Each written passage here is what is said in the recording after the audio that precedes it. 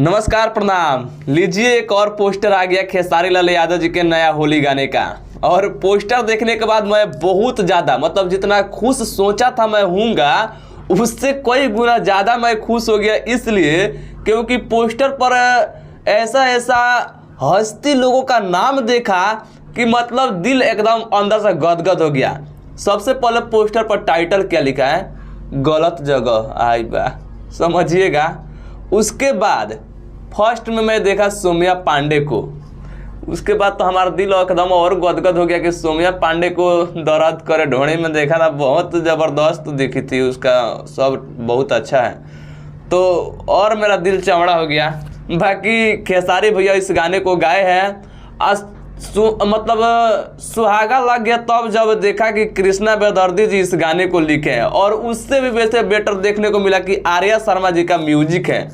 और बाद में देखा कि कल ही 19 तारीख को सुबह 6:30 बजे ये गाना आ रहा है बदनाम इंटरटेनमेंट चैनल पर। तो बदनाम इंटरटेनमेंट चैनल पंकज बिहारी जी का है।